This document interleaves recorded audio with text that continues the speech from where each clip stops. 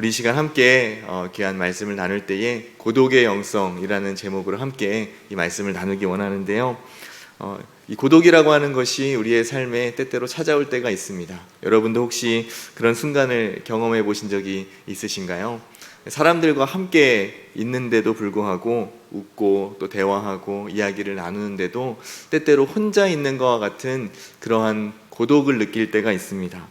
마음 한편에선 이상하게 사람들에게 함께 있는데도 불구하고 또 혼자라는 생각이 들 때도 있고, 가족도 있고 친구도 있고 또 교회 지체들도 있는데 정말로 내 마음을 진실되게 알아주는 사람, 그 사람이 내게 없는 것 같다, 이런 생각이 느껴질 때가 있습니다.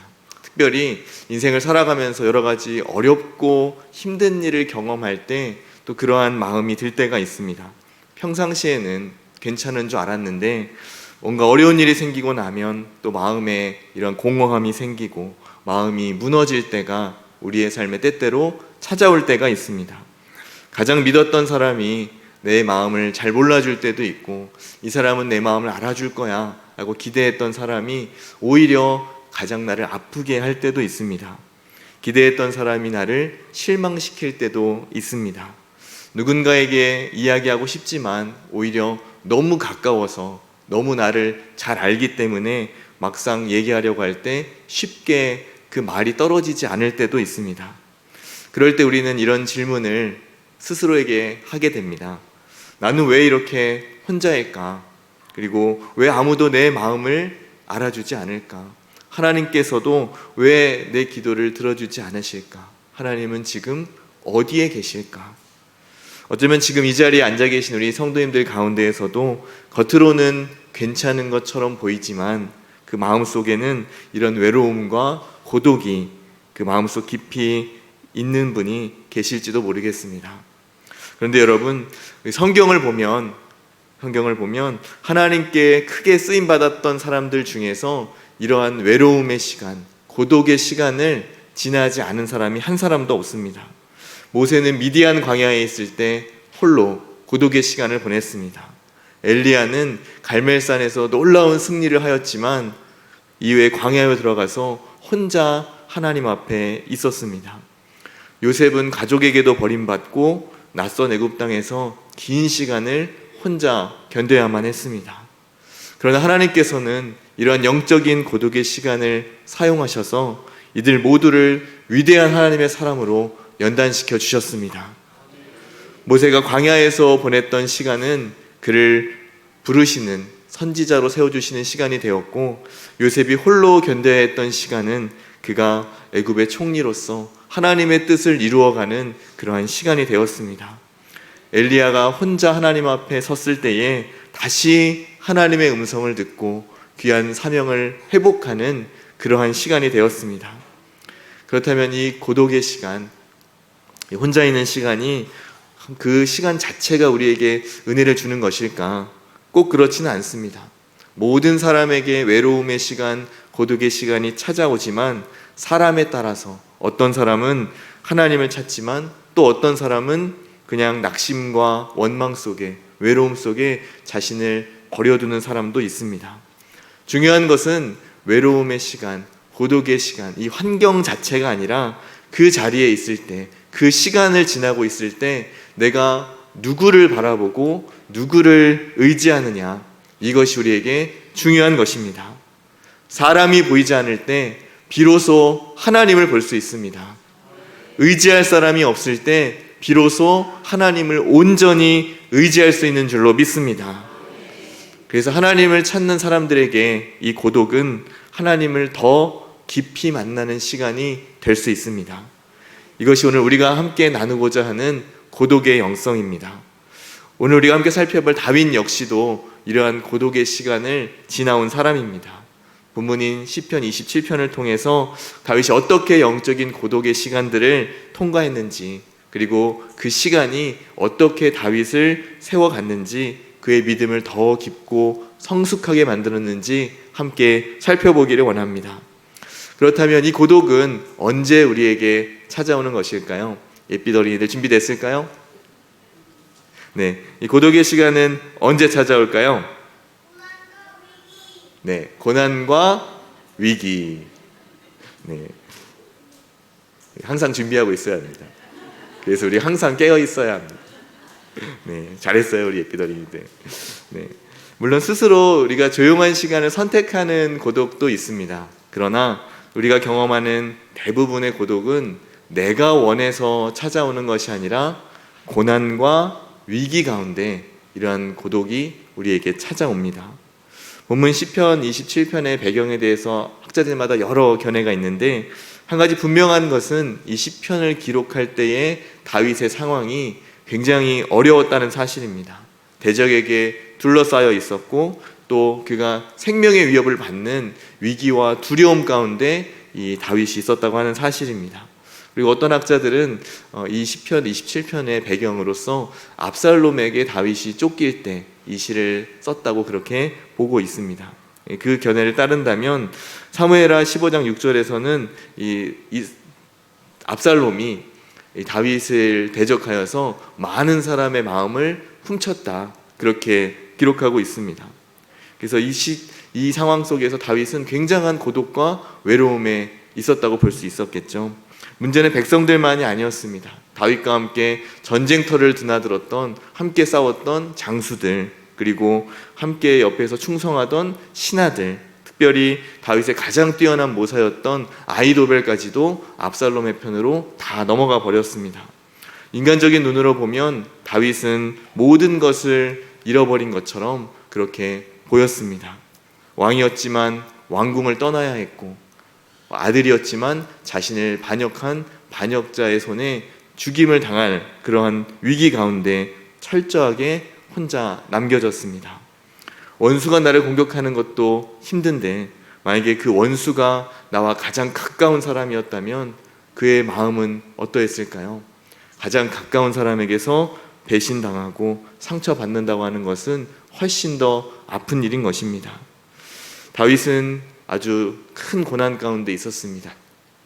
그리고 영적인 고독 가운데 놓여져 있었습니다. 우리도 이러한 고난과 위기 가운데 그런 순간이 찾아올 때가 있습니다. 관계의 어려움 때문에 고난이 생길 때도 있습니다. 남편과 아내나 혹은 가까운 친구 때문에 고난이 찾아올 수도 있습니다. 자녀의 문제가 우리에게 고난으로 다가올 때도 있습니다. 학업과 또 취업과 그리고 결혼과 출산 문제가 우리에게 위기로 찾아오기도 합니다. 경제적인 것이 우리의 고난으로 찾아올 때도 있습니다. 육체와 마음의 질병이 우리의 고난과 위기가 되기도 합니다. 이러한 순간이 내 앞에 닥쳐왔는데 아무도 내 마음을 모르는 것 같고 아무도 내 짐을 대신 져줄 수 없을 때, 그때 우리는 고독을 경험하게 되는 것입니다. 그런데 여러분, 우리가 그러한 고독 속에 있을 때, 이러한 고독을 경험해 나갈 때 하나님께서 곧바로 응답하시지 않는 것처럼 느껴질 때가 있습니다. 이 고난에서 벗어나게 해달라고, 우리를 위기 가운데서 건져달라고 하나님 앞에 간절히 기도하는데 하나님의 응답이 더디다고 느껴질 때가 있습니다. 이것은 하나님께서 우리를 괴롭히기 위해서가 아닙니다. 우리를 버리신 것도 아닙니다. 하나님께서는 사람이 아니라 하나님을 바라보시게 하도록 하기 위해서 때때로 이 고독의 시간을 허락하실 때가 있습니다. 왜냐하면 그 모든 것이 무너지는 순간, 내가 의지하고 내가 바라보았던 그 모든 것이 무너지는 순간, 내 힘으로 아무것도 할 수 없을 때, 그때에 비로소 하나님을 찾게 되기 때문입니다. 그리고 하나님은 바로 그 고독의 자리에서 우리를 빚어가기 시작하십니다.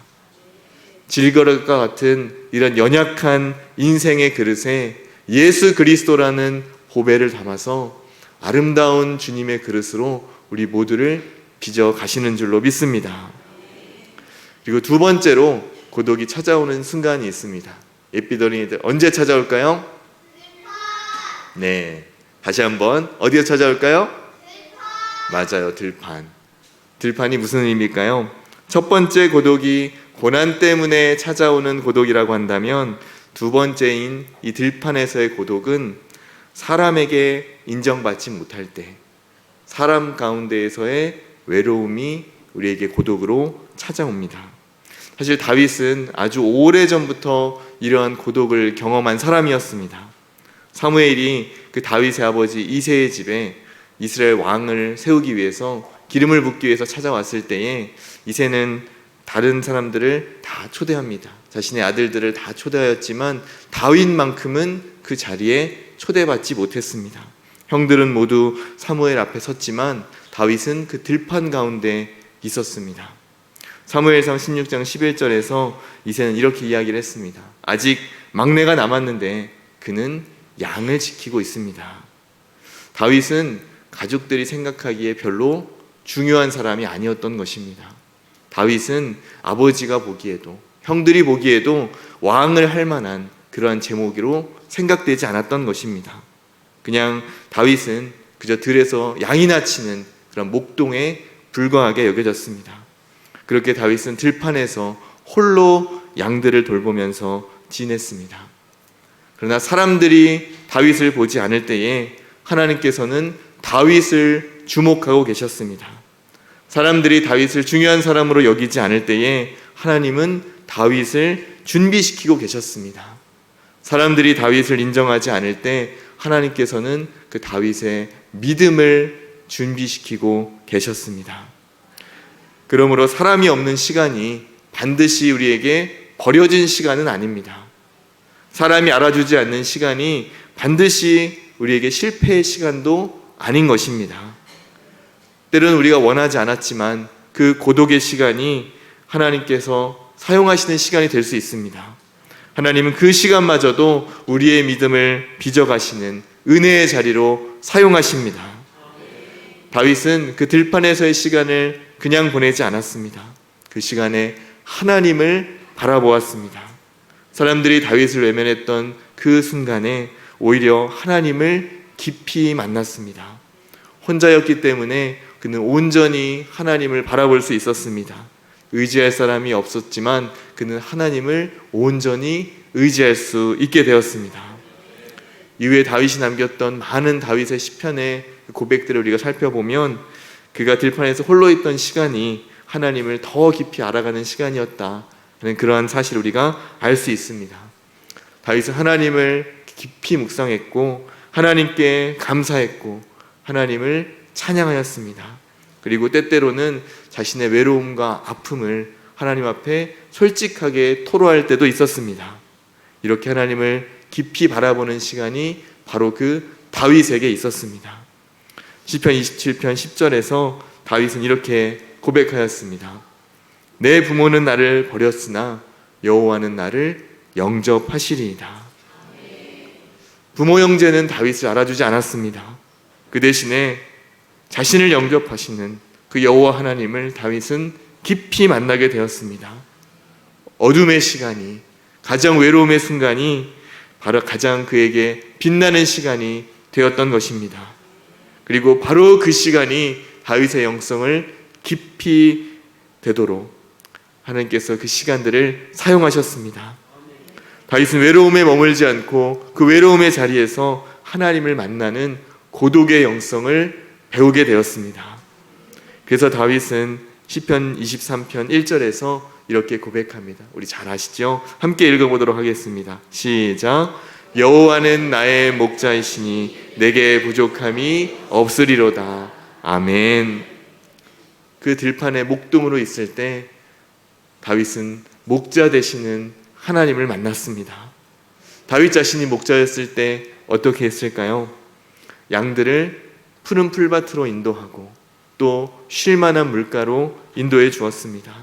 위험한 곳에서는 지팡이와 막대기로 이 양들을 보호했습니다. 만약에 사자나 곰이나 다른 맹수들이 양들을 물어가면 쫓아가서 그 사자의 입에서 그 곰의 입에서 자신의 목숨을 걸고 그 양들을 구해내었습니다. 그리고 자신의 인생을 돌아보니 다윗은 깨닫게 된 것입니다. 내가 양의 목자였던 것처럼 하나님께서 내 인생의 목자이셨구나.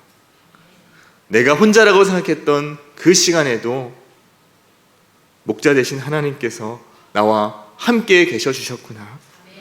이 사실을 깨닫게 된 것입니다. 하나님이 함께 하셨다는 것을 깨달은 다윗, 이렇게 주님 앞에 고백합니다. 시편 23편 6절입니다. 함께 읽어보도록 하겠습니다. 시작. 내 평생의 선하심과 인자하심이 반드시 나를 따르리니 내가 여호와의 집에 영원히 살리로다. 아멘. 고난의 순간에, 또 위기의 순간에서도, 사람들로부터 인정받지 못했던 그 순간에도 들판에서 혼자 있었던 그 시간이 오히려 하나님을 깊이 만나는 시간이 되었습니다. 그래서 이 고독의 시간은 내가 하나님과 1대1로 만나는 시간이 됩니다. 하나님께서는 그 시간을 통해서 우리의 마음과 믿음을 연단하시기 때문입니다. 잠언 17장 3절에서는 이렇게 말씀합니다. 도가니는 은을, 풀무는 금을 연단하거니와 여호와는 마음을 연단하시느니라. 아멘. 은이 재련되려면, 금이 순금이 되려면 때로는 도가니와 같이, 풀무와 같이 뜨거운 불이 필요합니다. 그럴 때에 모든 불순물들이 다 제거되고 깨끗한 99% 순도가 높은 그러한 은과 금이 탄생하는 것입니다. 고난의 시간, 위기의 순간, 또 외로움의 시간, 들판의 시간이 우리에게 외롭고 힘들고 또 불과 같은 연단의 시간으로 다가오지만 하나님은 그 시간을 통해서 우리의 마음을 연단하시는 줄로 믿습니다. 이 어둠 속을 걸어갈 때에는 우리의 앞이 보이지 않고 모든 것이 불안하고 두렵게 느껴집니다. 그러나 바로 그때에 하나님은 말씀으로 우리를 깨우쳐 주시고 하나님이 어떠한 분인가를 경험하게 하시는 줄로 믿습니다. 그러면서 우리의 마음이 더욱더 단단해지고 담대한 믿음을 우리가 얻게 되는 것입니다. 그래서 이렇게 마음이 연단된 사람들은 작은 일에 쉽게 흔들리지 않습니다. 왜 그럴까요? 이 어둠의 시간을 지나오면서, 이 들판의 시간을 지나오면서 하나님과 동행했던 그 믿음의 흔적들이 남아있기 때문입니다. 오히려 어둠이 깊을수록 하나님께서 구원하시는 그 구원의 손길이 더욱 빛과 같이 선명하게 우리에게 다가오기 때문입니다. 다윗이 들판에서 하나님을 만났던 것처럼 하나님 앞에 홀로 서시기를 바랍니다. 그렇게 하나님 앞에 홀로 서는 시간이 쌓일 때에 우리의 믿음은 더욱더 깊어지고 어떤 상황에서도 하나님을 굳게 붙잡는 믿음의 사람이 될 줄로 믿습니다. 그렇다면 하나님과 독대하는 이 고독의 영성은 우리에게 어떠한 유익을 주는 것일까요? 오늘 본문을 통해서 4가지를 살펴보기를 원합니다. 첫 번째로 이 고독의 영성은 우리에게 담대함을 줍니다.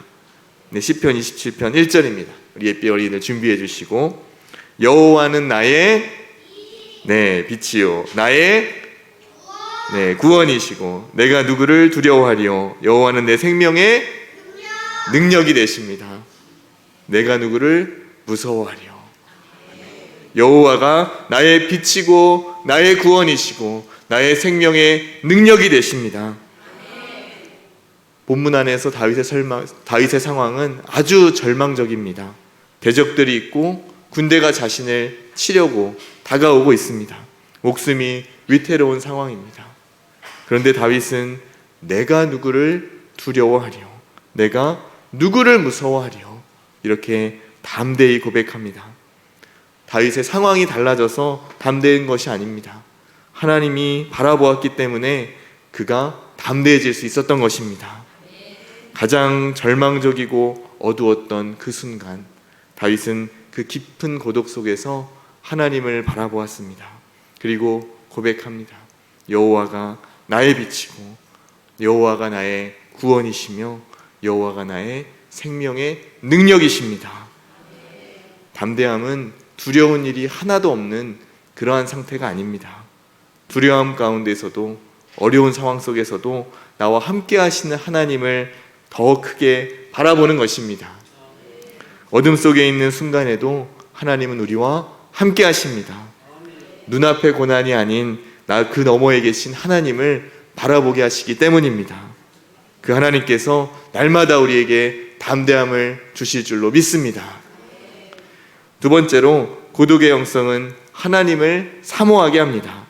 시편 27편 4절입니다. 우리 함께 읽어볼까요? 시작.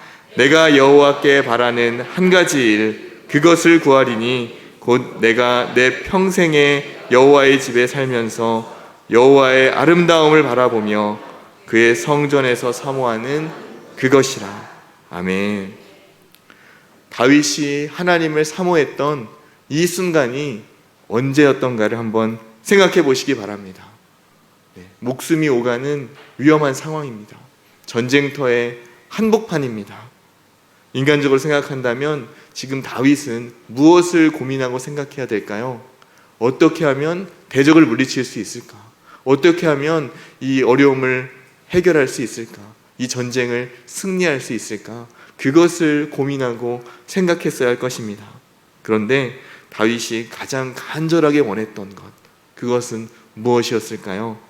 내가 여호와께 바라는 한 가지, 내가 그것을 구하겠습니다. 그것은 내가 여호와의 집에 살면서 주님을 사모하는 바로 그 일입니다. 다윗의 이 고백을 보면 이것은 마치 다윗 혼자 지금 딴 세상에 와 있는 것처럼 전혀 엉뚱한 고백을 하는 것처럼 보입니다. 그러나 이것은 고통스러운 현재 현실을 외면하거나 도피하려는 것이 아닙니다. 오히려 하나님께서 지키실 것을 믿기 때문에, 하나님께서 나를 구원하실 것을 믿기 때문에 본문 3절의 하만절 말씀처럼 그 위기 앞에서도 그가 태어날 수 있는 것입니다. 다윗은 전쟁의 승패가 결국 궁극적으로 하나님께 달려있다는 사실을 믿고 있었습니다. 그래서 가장 우선순위로 삼아야 될 것, 그것이 무엇인지 다윗은 정확하게 알고 있었습니다. 그래서 오늘 본문 4절에서는 하나님을 사모하고 또 8절에서는 내가 주의 얼굴을 찾겠습니다. 그렇게 다윗은 고백할 수 있는 것입니다. 하나님을 사모하고 주의 얼굴을 찾는 일, 이것이야말로 우리의 믿음의 사람들이, 성도들이 가장 우선되어야 할 일이라는 것을 다윗은 너무나 잘 알고 있었습니다. 우리 또한 영적인 고독 가운데에서 하나님을 깊이 만나면 이렇게 될 수 있습니다. 우리가 하나님을 더 알고 싶어집니다. 하나님을 예배하고 싶어집니다. 하나님과 함께 있고 싶어집니다. 그리고 하나님을 사모하게 됩니다. 이것이 바로 고독의 영성이 우리에게 주는 은혜인 줄로 믿습니다. 세 번째로 이 고독의 영성은 하나님을 신뢰하게 합니다. 오늘 본문 5절입니다. 여호와께서 환난 날에 나를 그의 초막에 비밀히 지키시고 그의 장막 은밀한 곳에 나를 숨기시며 높은 바위 위에 두시리로다. 그리고 13절에서는 또 이렇게 고백합니다. 내가 산자들의 땅에서 여호와의 선하심을 보게 될 줄 확실히 믿었도다. 아직 상황이 해결된 것이 아닙니다. 아직 대적들을 완전히 물리친 것이 아닙니다. 그러나 다윗은 믿음의 눈으로 하나님의 선하심을 바라보고 있습니다. 어떻게 그럴 수 있을까요? 하나님을 신뢰했기 때문입니다. 이것이 믿음입니다. 믿음은 모든 문제가 다 해결된 뒤에 하나님을 믿는 것이 아닙니다. 지금은 이해되지 않아도, 지금은 보이지 않아도 하나님은 선하시며 여전히 일하고 계신다는 사실을 믿는 것입니다.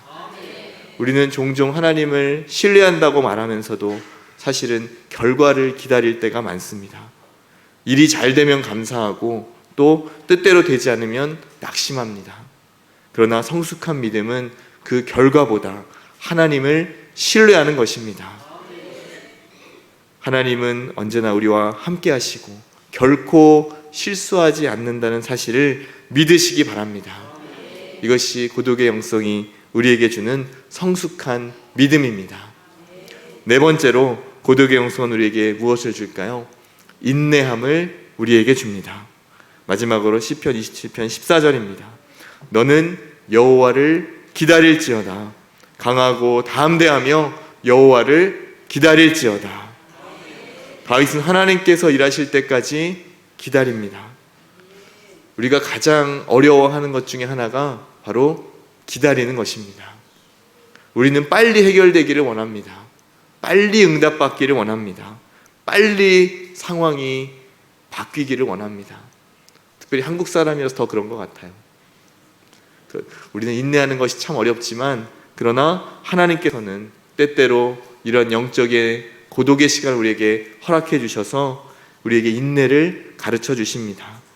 그리고 그 인내 속에서 우리의 믿음을 자라게 하십니다.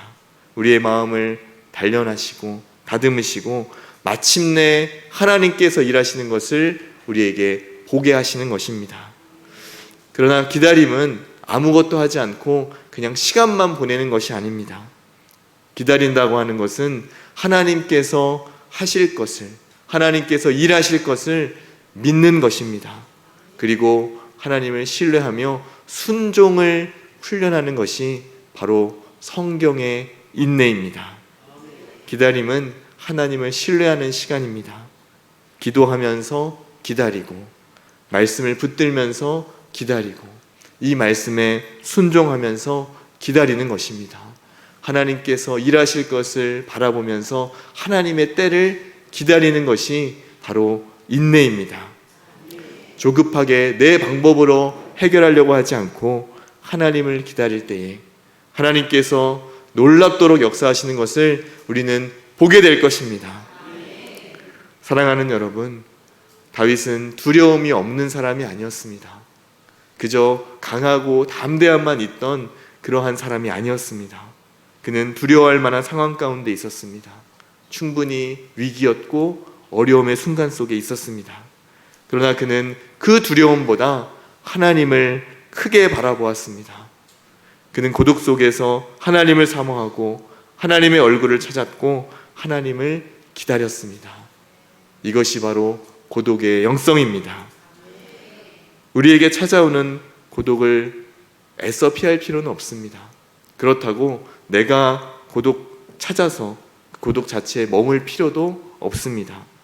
그러나 그 고독의 자리가 찾아올 때에, 그 시간이 우리에게 주어질 때에 그곳에서 하나님을 찾으시기 바랍니다.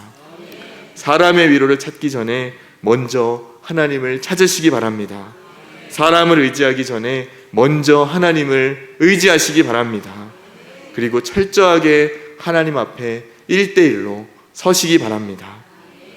고독은 하나님께 버림받은 시간이 아니라 하나님의 섭리 안에 있는 시간이라는 것을 깨닫게 될 것입니다. 우리가 혼자가 아니었다는 사실을 우리는 알게 될 것입니다.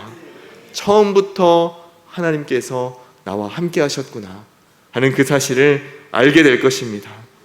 그래서 결국 여호와께서 나의 목자가 되어주셨구나, 그 사실을 우리는 고백하게 될 것입니다. 우리 안에 부족함이 없었다고, 그리고 앞으로도 없을 것이라고 우리는 고백하게 될 것입니다. 여러분이 혹시 지금 고독의 시간을 지나고 있다면 그 고독의 시간을 두려워하지 마십시오. 그 자리에서 하나님을 찾으시기 바랍니다. 하나님께서 우리의 빛이 되어주시고 우리의 구원이 되어주시고 우리의 생명의 능력이 되어주실 것입니다. 사랑하는 여러분, 고독의 영성은 하나님과 함께 있는 법을 배우는 것입니다. 고독 속에서도 하나님을 바라보고 하나님을 찾고 하나님을 신뢰하면서 하나님의 때를 기다리는 그 믿음의 사람으로 그렇게 살아가시기 바랍니다. 우리 마지막으로 시편 27편 14절을 우리의 고백으로 삼으시고 주님 앞에 나아가시기 바랍니다. 우리 함께 읽겠습니다. 시편 27편 14절입니다. 시작. 너는 여호와를 기다릴지어다. 강하고 담대하며 여호와를 기다릴지어다. 아멘. 우리 주님 앞에 찬양하며 나아가겠습니다.